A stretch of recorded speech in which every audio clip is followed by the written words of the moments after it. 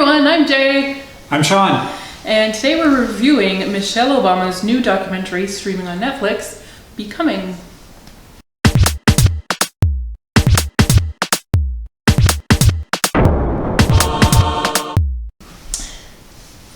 So Michelle Obama wrote the book Becoming and did a massive book tour.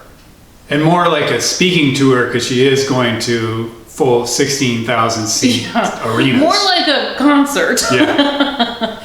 Like this is a world tour arena filling thing. With different moderators, celebrities, every event. So Oprah. Gail. Yeah, Stephen Colbert.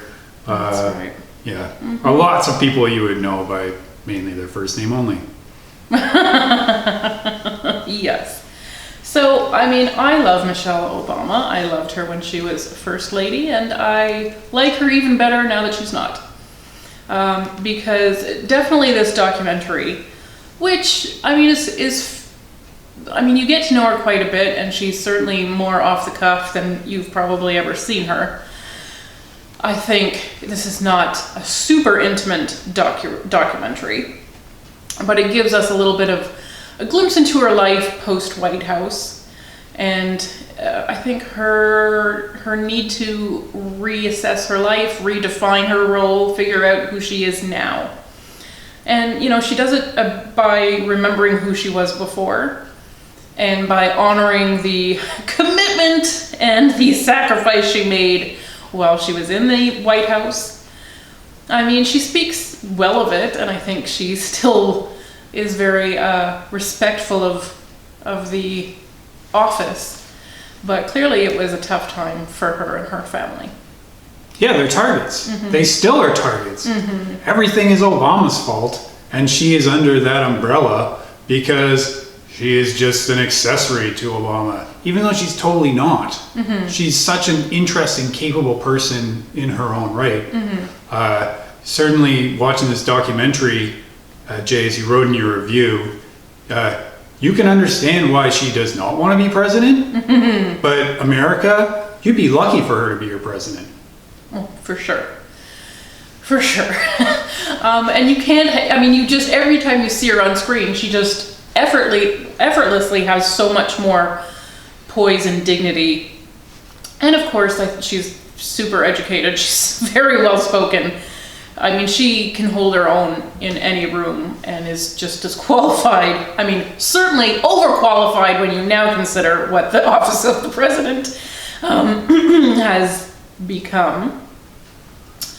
And so, of course, your heart is just like, please, please, we need this. But because you want her to be happy, and she has certainly paid her dues. Yeah, you can totally understand why she wants away from that life and to, unhit the pause button and sort of go back to, I mean, not normalcy, they're never going back to that, but no. A little further from the spotlight. But I mean, she is just so smart and has so much wisdom, and it's so great to hear her talk on so many different subjects, including like pretty informal stuff, just about, I like seeing her with her family, meaning her brother and her mother.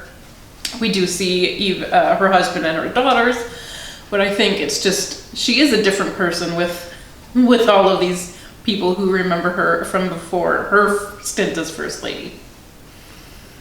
And I think what is really interesting, well, lots of things are really interesting.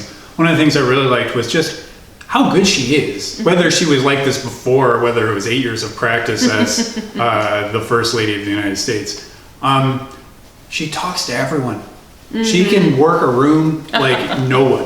Like it really is amazing to see her make connections with all these people that are coming out of every age, gender, background, whatever. She's talking to every single person and getting a smile out of them, and maybe more than that if they're freaking out and melting down. She's got something to say to them too. Because she and her husband are, they have rock star status. They are unlike any first family we have ever seen before or since. I mean, people want to know them. people feel like they can know them. They do seem That's like they a very are good point. They are genuine people, and certainly there is a degree of a show, but their characters seem real. Like this is an extension of themselves. This is not a persona that they have had to really work hard to create. And I think that is something that is fascinating.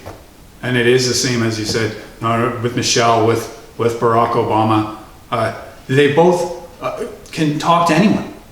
Like you see Barack, he's a basketball fan, he'll just be talking to Stephen Curry or whoever, and then he'll go and he'll talk to the prime minister of wherever.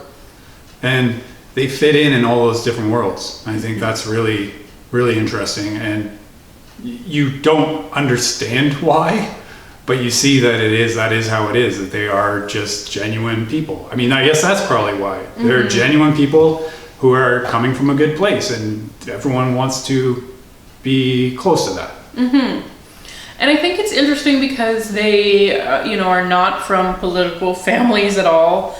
They had no exposure to that. They really were regular people, the both of them with regular families. And he just wanted to serve in this way. And so she had to decide to serve in her way. Which, I mean, when they met, she was sort of his superior. His boss. Career-wise. So, she had to make that decision for herself and for her family. And it does not sound like she has any regrets. But it is just interesting to see, how they can adapt to this strange life. Because you look at like the Clintons, he served, and so she's been serving in some capacity since he's been out of office. Then she ran, and like it's in their blood. That's who they are. They are politicians. They have that veneer. And they have perhaps been humanized a little more just having grandkids. So it's a little different, and they're a little out of the spotlight, so they can say that. But they never felt like of the people. No. They're not of the people. And then certainly you look at the Trumps.